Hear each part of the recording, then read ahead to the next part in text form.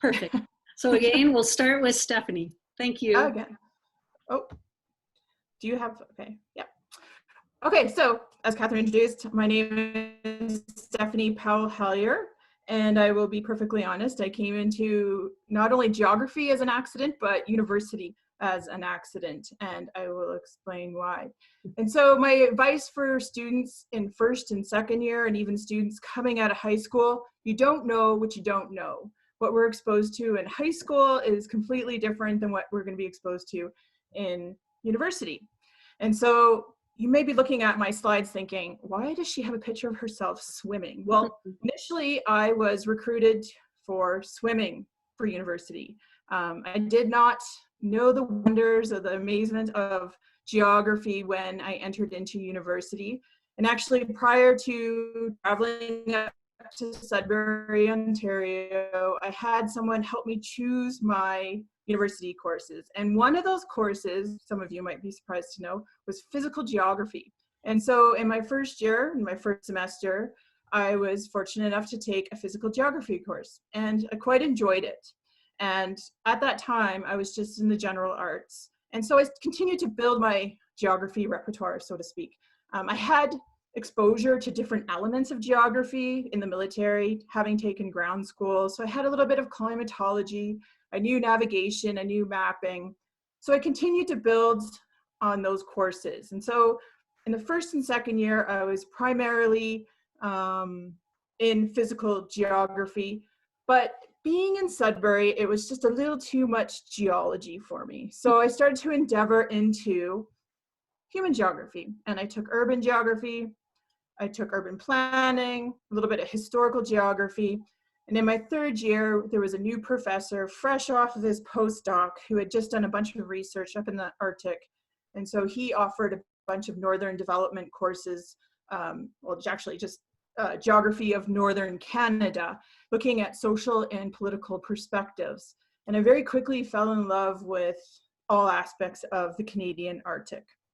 So by fourth year, I started to work in the cartography lab, which I've included an image in the lower left-hand corner. In fact, the gentleman I worked for, Leo, he might be on this call, he wanted to join, sent me all of these images other than my swimming image today. And so I was quite, I thought, I have to show a picture of a cart lab. I also worked for another professor, human geographer professor, who focused on economic and human geography of France, primarily Paris. And so when I wasn't in the pool, I was either in the cart lab or this was our GIS lab, if you could call it GIS back then. And being there was not a lot of human geographers, he actually sent me this image I had never seen of my graduating class. So welcome to the wonderful world of geography. I completely fell in love with all aspects, the interdisciplinary approach. And so in my fourth year, the new professor convinced me to do an honors thesis. And so I did. And it focused on the dew line site along the 66th parallel and the impacts on the environment and the population.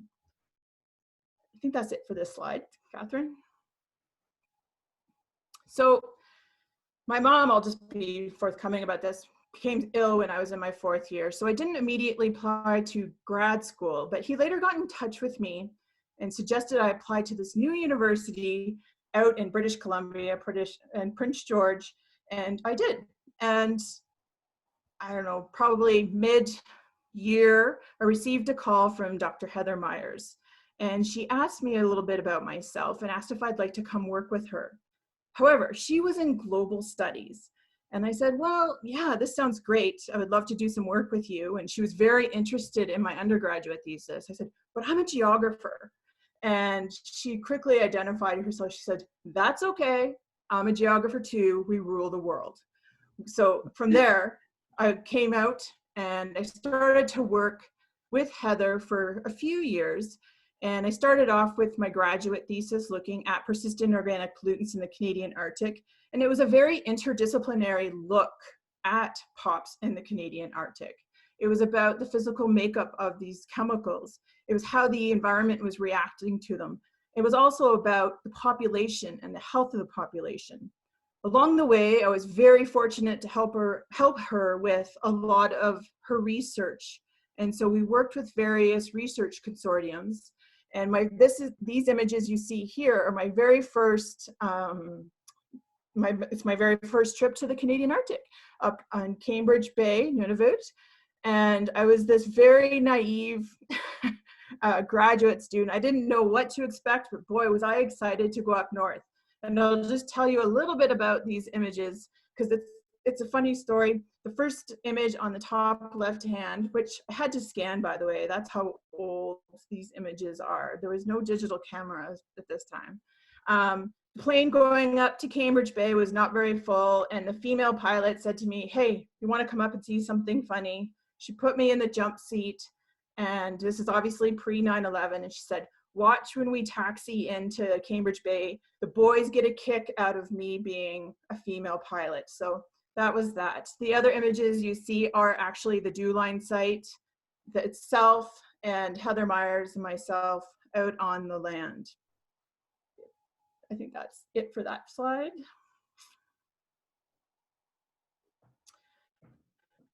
I continued a lot of research with Heather. Again, I should have mentioned in the previous slide, we were looking at food consumption patterns and food security. We were looking at different notions of lending and borrowing, whether or not northern populations had this concept of giving and taking, or lending and borrowing country food, and what it meant to communities share with country food. And we expanded that into whether or not they shared money, they borrowed money, these different concepts. And so gradually the projects got expanded, and we went up to Pond Inlet, as you see here, and Clyde River. Again, just looking at the living conditions in the Arctic, looking at different consumption patterns again, and just getting a sense of what the store-bought food situation was like. But in this case, and the images you see here, we worked more with community members as, I guess, research assistants, going house to house and doing those, completing those surveys. That's it. Shortly after that, I had an opportunity as a master's student to go on a PhD course to Murmansk, Russia. The summer, well, I guess it wouldn't be summer, it was early September 2001. The PhD course was attended by interdisciplinary students from across the circumpolar north, and it focused on industrialization in the circumpolar north. So I've included some of these images because it was just a mirage of experience for me. Again, these have all been scanned, so not the best quality, but because we were traveling around the Murmansk Oblast, we saw different types of vegetation, different structures, different building. But my immediate thoughts when landing in the Canadian Arctic, in the Russian Arctic, was, wow, this is nothing like the Canadian Arctic. There were these massive buildings. They were brightly colored, very, I don't know, how do you say, idyllic of what you would think of with maybe perhaps Moscow or Moscow. So we traveled throughout the north. Here you can see some of the mines. One of the head professors would always try to venture up and visit the mines, and we'd quickly shoot away. In Murmansk, we were able to visit the Lenin nuclear icebreaker, which was very, it was quite an experience. What was startling to me was traveling from community to community or population to population was the environment and the vegetation, how it almost felt like it was still sizzling from environmental degradation. And it was very reminiscent of Sudbury, where I had done my undergraduate work. And you could see this church on the right here in Montegorsk. I'm not saying it correctly. I know Gail's probably thinking, oh my goodness, that's terrible Russian. But, this beautiful church, and we saw these in each of the populations, but around it, the environment was just completely, just frazzled or sizzling is the best way I can describe it. Okay, Catherine, thank you. Great, we probably should move on in about 1 minute. So okay. At about 12. Yep. This is probably the last one. And so I just wanted to quickly show these images. This is right after 9/11. We had a plan to visit a nuclear power plant. We were going to be one of the first academic groups outside of Russia to visit, but security quickly clamped down. So we still continued on throughout the Murmansk Oblast. And so we have here up in this one area, but we were able to visit a Sami village. Yeah, that's that one. Some of you might recognize in the lower left-hand corner, that's Heather Castleton, who's the chair of geography at Queen's University. And then I just had one more slide. Yeah, and just all because of geography, I've been in the interdisciplinary work I've done. I've been able to work for a number of organizations and done a number of quite a bit of work in policy, but also providing that interdisciplinary perspective. And it's, I don't see that coming from any other discipline other than geography. Yeah, that's all. Awesome. That was very quick. Thanks, Stephanie. That's great. I thought I'd bring us back on so people can see each other here for a minute, so you can wave in case people jumped on after you spoke. They'll know who you are. And our next presenter is going to be Glen, and so maybe you can give a wave if people don't know who you are, and they'll be able to follow along with your slides as I'll start screen sharing again now.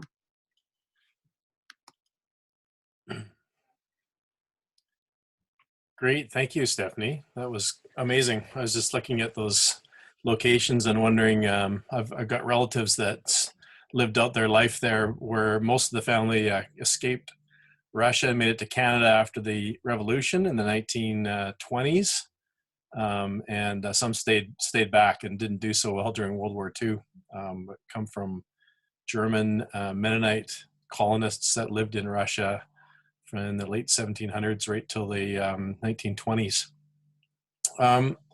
So these sorts of things, looking at maps and poring over pictures from far away across the world, I think it creates interest in geography for almost everybody, for every kid in some ways.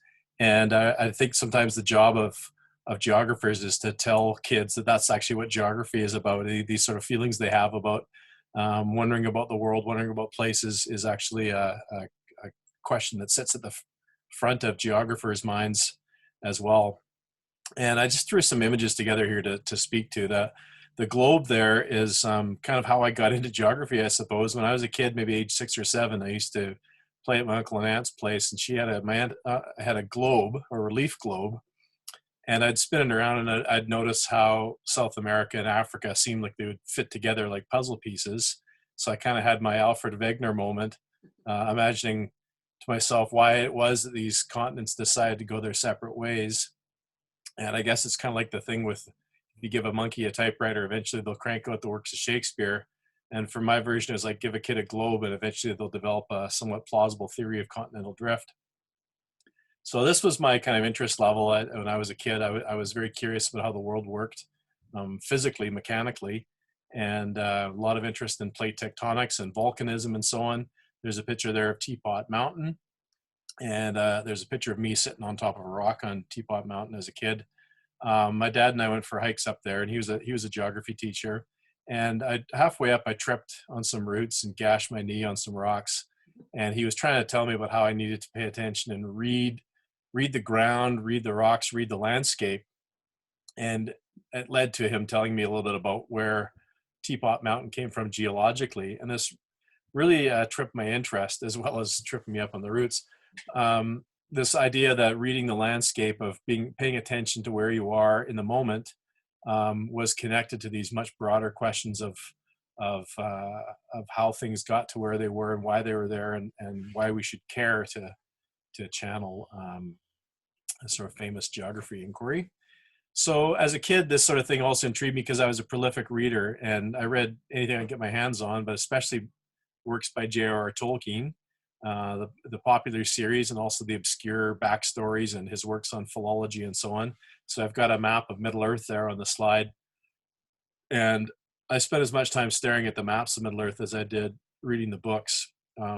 This sort of left this longing for me to understand how maps worked as well, and to be able to read maps, to A, read landscapes, and B, read maps.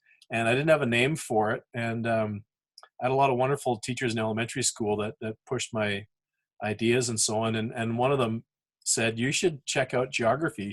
You should find out what geography is all about. And I had no idea what that was. It was just a random word at the time.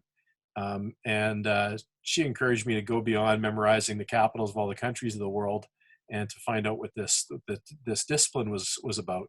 And it doesn't take much to get me as a grade 6 student intrigued. And this sort of seemed like a mystery to me. So it was my goal to find out what geography was all about. Now this is like 1979 or something. So there's not a lot of internet going on back then.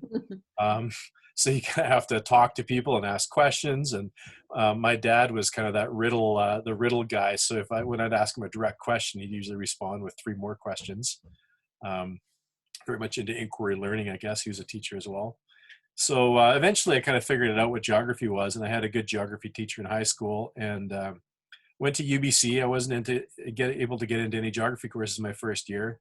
I did terribly my first year. They kicked me out of university. I spent more time hiking the North Shore Mountains than I did in school, and I ended up back at CNC for my second year, and that was fantastic. I'm sure people have thought about what makes UNBC a great university, and a lot of it has to do with the size. And the instant contrast I noted between UBC and CNC was how you could actually interact with your instructors and talk to them and get to know them.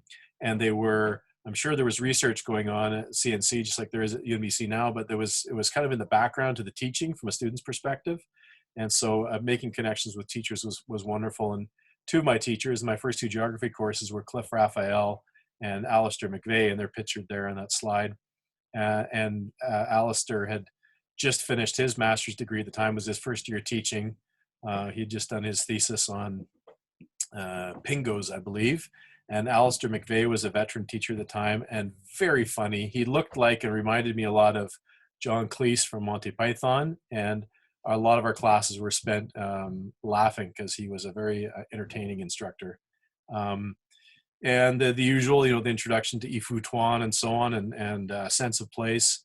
And these ideas started to gel for me, and I really thought at that point that geography needed to be a part of my future. So on to the second slide, please. I ended up during universities for the 9 summers and some falls as well, working as an ecosystem geographer for the most part in the woods of northern BC and northern Alberta for the most part. Also with some contracts in the Cariboo and the Central Coast. And I spent my days digging soil pits and classifying plants, and spent a lot of time in wilderness, most of it on my own. And wasn't terribly safe back then, but they didn't send us out with radio phones or anything. I think maybe I had a bear banger. I don't think I had bear mace. I didn't have a gun for sure. And so, often dropped off by helicopter or drive a truck as far as the road would go and walk for a couple kilometers to start the day. And, maybe I'd checked in with the office to let them know where I was going to be. So it was a bit sketchy back then. I spent a lot of years just wandering around in the woods, and formed a really important part of my identity. And I think it occurred to me to call myself an ecosystem geographer, but they just called me like Moose or Bear or Sasquatch or something at the office. I don't think they had an actual title for my job. And I made maps. I got to make maps of ecosystems in what were to become cut blocks, and to develop silvicultural plans for harvesting cut blocks. And I got a little tired of that after a while. I got tired of being chased by bears and went into a teaching training program in 1995. And I kind of didn't look back for the next 23 years. I was a high school teacher, 22 years. And this gave me a chance to teach a lot of geography embedded inside social studies courses hundreds of times. And as standalone geography 12 teacher, maybe a dozen times. And geography became sort of a part of how I live my life in some ways. But the biggest part of it, I think, was how, and Stephanie mentioned this, how geography is interdisciplinary. That was another one of these words. I don't think I knew what interdisciplinary was when I started university in 1988. But when you look at the nature of the program, whether it's UBC back then or UNBC now, taken as a whole, it really is a crossroad of arts and sciences, a place where my own interest in Tolkien's Middle Earth and plants and trees and Sasquatches and poetry and history could all meet for a really great party. Definitely wouldn't be COVID safe nowadays to have all those things in the same spot at the same time.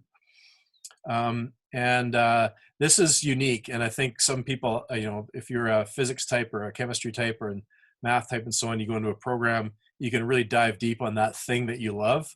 And geography lets you do that, but geography also lets you come in with dozens of interests. And you can see some on the slides there. These are the things that kind of brought me into geography. And I'm quite sure at some point along the way, whether in school or in the jobs I've had, they've all found a niche to inhabit and to flourish in one way or the other. So slide 3, please. So fast forward to 2019, and I've enrolled in the PhD program at UNBC.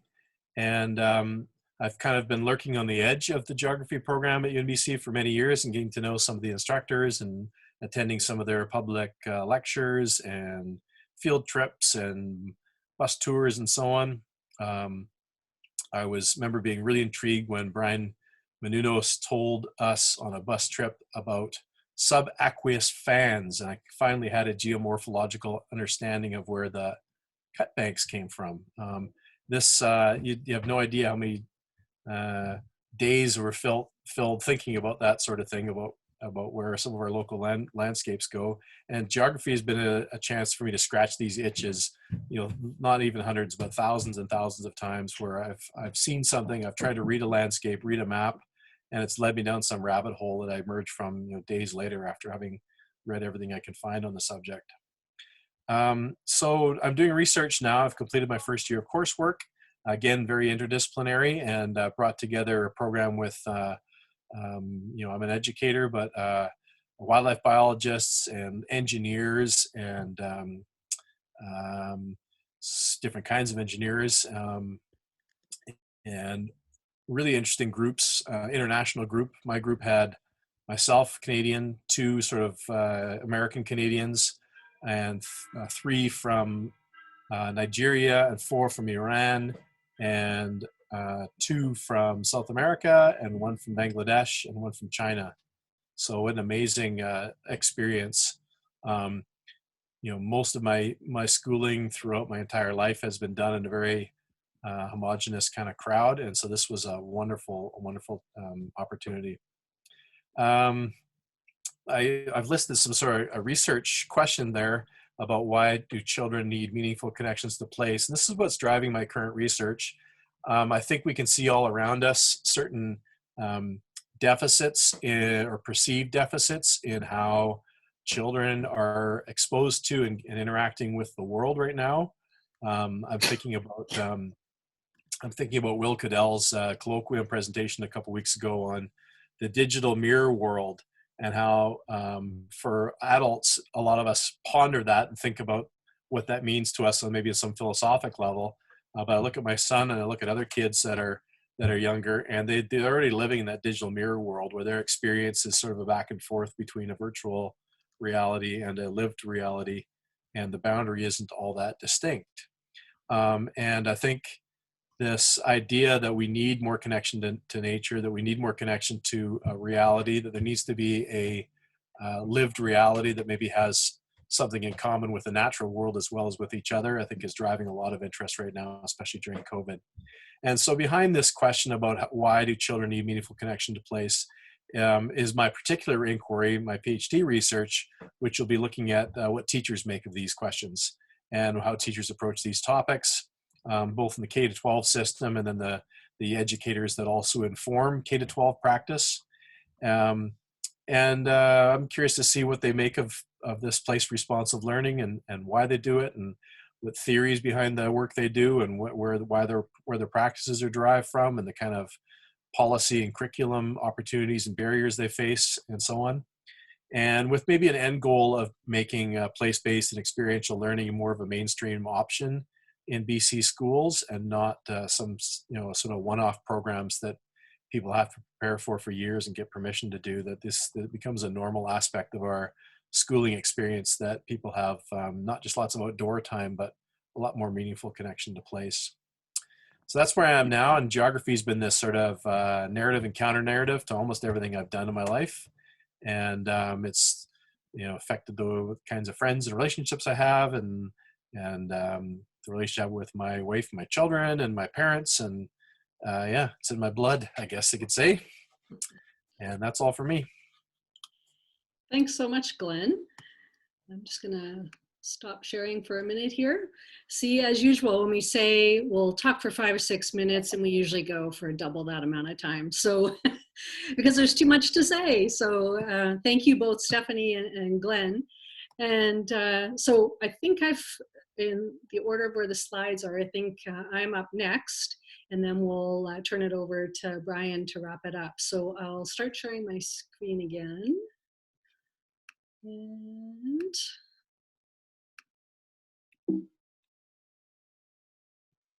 oh, you had a few more points on your slides there, Glenn. Great. So,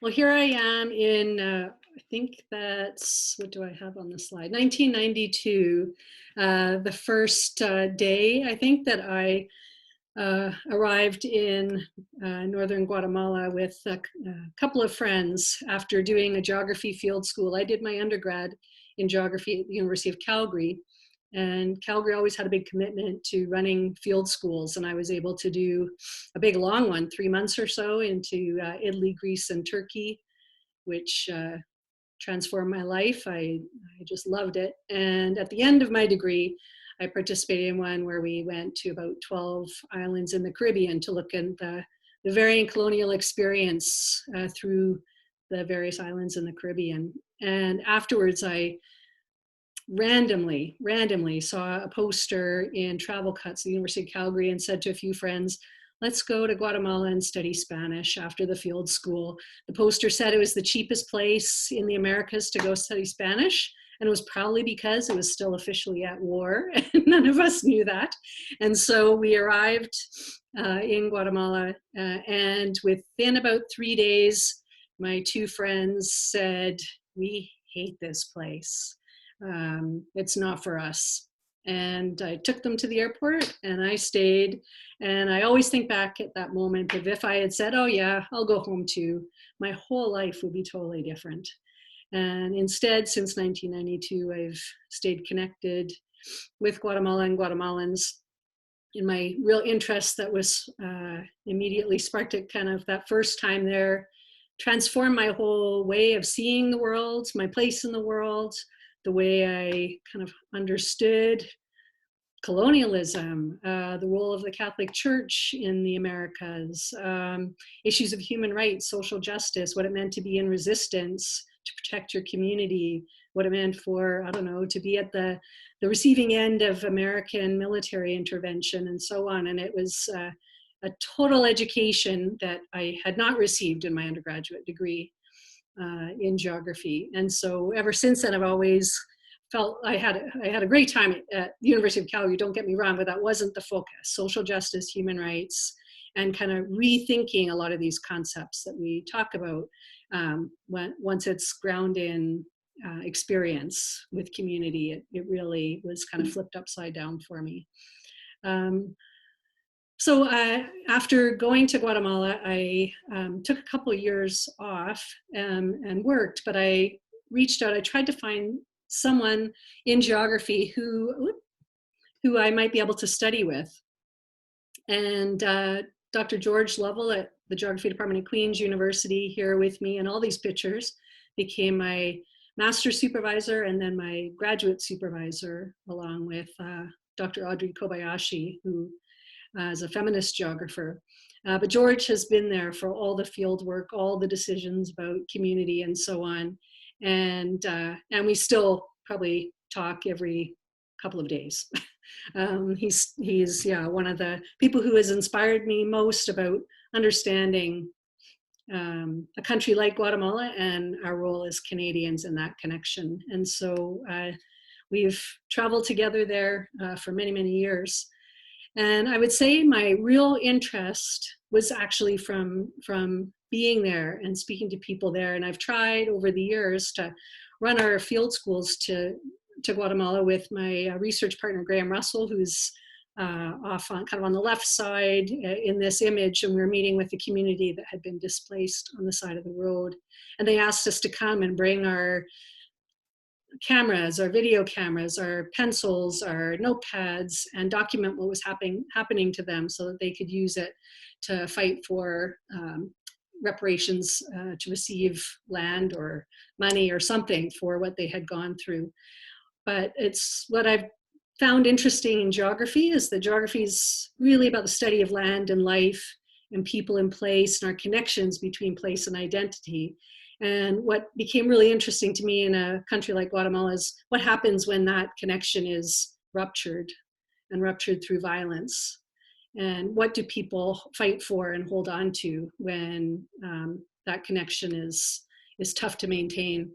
And so over the years, I've, instead of focusing on sort of individual aspects of violence, and which there's all sorts of that too, but what I really wanted to understand was structural violence, the way in which social forces are really at work that structure risk for certain people for most forms of kind of extreme suffering. And so I draw from the work of Dr. Paul Farmer, and I encourage any of you, a new documentary that just came out called Bending the Arc, about bending the arc of justice,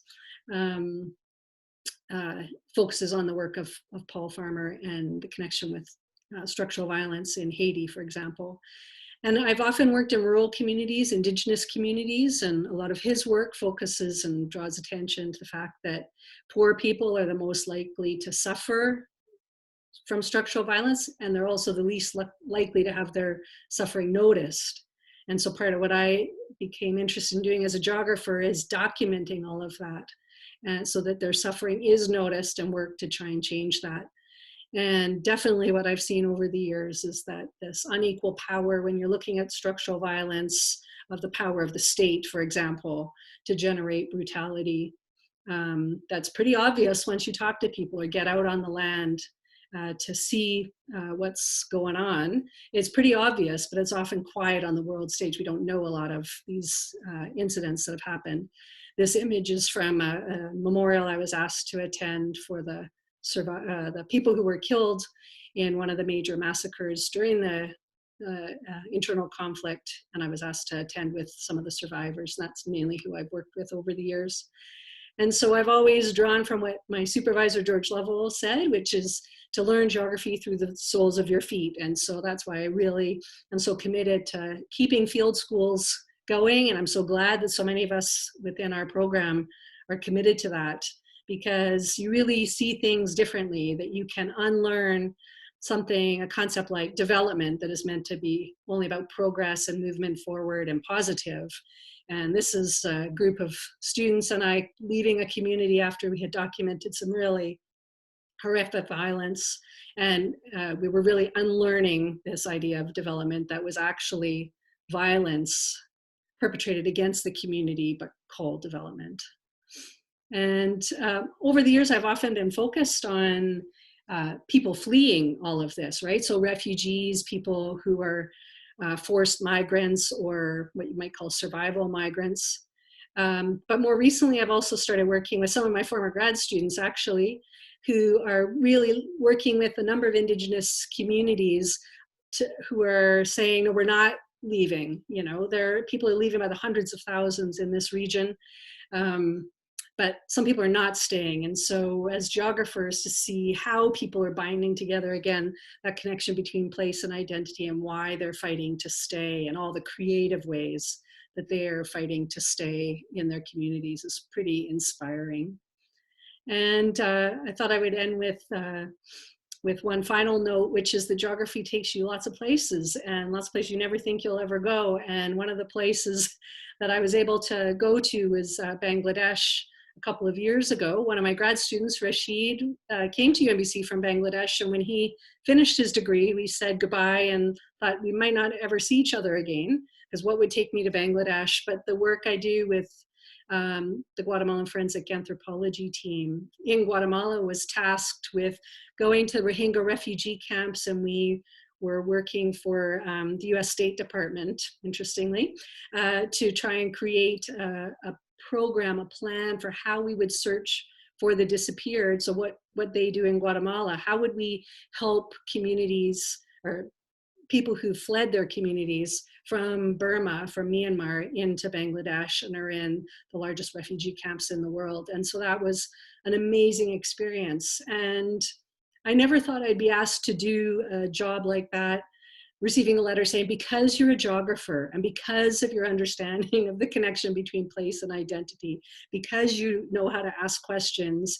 we really need you to be on this team to help guide us working in these communities. And so that was a real kind of highlight really of my life. And it led to major documentation of working with lawyers as well to document what happened in Myanmar against Rohingya people.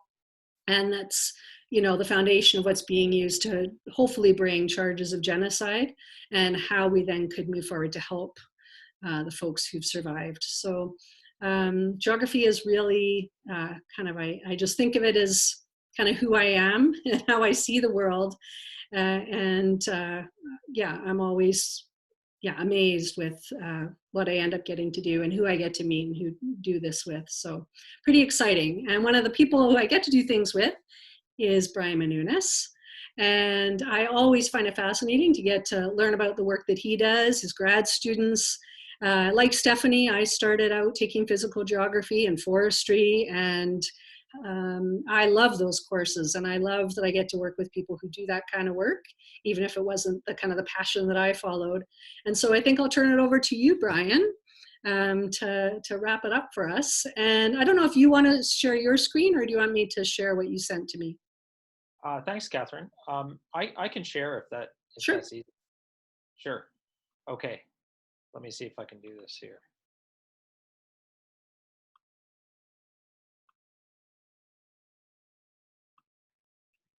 Okay, I'm assuming everyone can see that. I can. Okay, so thanks everyone for joining. It's a delight to be able to talk to you. I'll try to keep it short so we can actually have time for some discussion. So I'll tell you a little bit about how I got into geography and sort of what I study. So I'm a professor in the geography program. I've been here since 2002.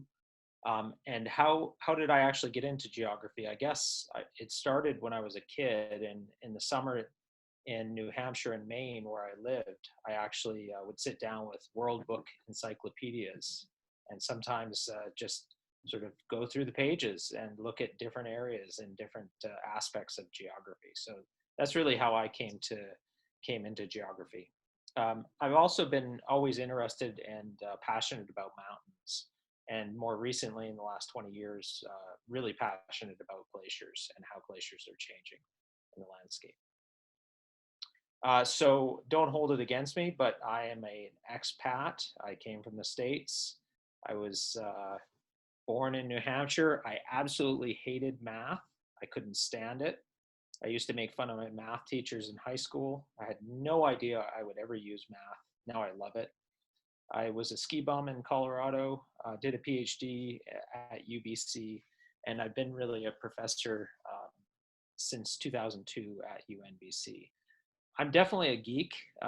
These are clearly shots from my kids from many years ago, but they would likewise, even tonight, say that Dad remains to be a geek. He continues to be a geek. I'm fascinated about math and things like that. So, what is geography? I think everyone's touched on this. I really like this illustration from this 7-year-old. It's a number of years old from Texas, but this kid really gets it. He understands that it's about changing Earth. So whether you're looking at the human dimensions, the interaction of humans with the landscape, or just the physical environment, it's really a dynamic Earth surface. And that's really what motivates me, is trying to understand the puzzle of how many of these systems operate. So I guess my forte of late really is looking at glaciers, both in Western Canada. We also do some work in Patagonia in South America. They're important for us in Western Canada because they provide cool, plentiful water when seasonal snowmelt has been depleted. it's also really important and useful when we have years of drought. And we know these glaciers are sort of expected to blink out in the mid-century to the end of the century. But what's really interesting is to try to understand how they respond to both past and present climate. So we can actually use the extent and variations of these glaciers to say something about past, present, and perhaps future climate change in the province. So one of the cool things I get to do is I get to play with lasers. And so this is stolen from the web. Anyone who's seen Austin Powers, Austin Powers likes to use lasers. So we actually use lasers from aircraft. We also do some work with NASA Jet Propulsion Lab, where they actually have lasers on aboard spacecraft. And so we're doing some comparison studies trying to see whether their laser has bias with respect to penetrating snow and ice surfaces. But this is one of the cool things we get to do. One of the recent things that I've been fortunate to be part of is a collaborative effort between my research group and a foundation known as the Tula Foundation. They fund what's called the Hackeye Research Institute. And so we're fortunate enough to work with them and to have a dedicated plane with a crew that actually flies a number of glaciers and a whole number of different areas in the landscape, trying to understand this dynamic landscape and how it's changing through time. Here's the inside of the plane. This is a shot of Steve Befort, who's one of our technicians. He's actually currently, or at this point in time, he's actually collecting LiDAR, which is an acronym for light detection and ranging. So this aircraft actually has a fancy laser that sends out hundreds of points of light per second, actually tens of thousands per second, and it records the time of flight for those photons. And by using that, we can actually figure out the elevation of the terrain below the aircraft.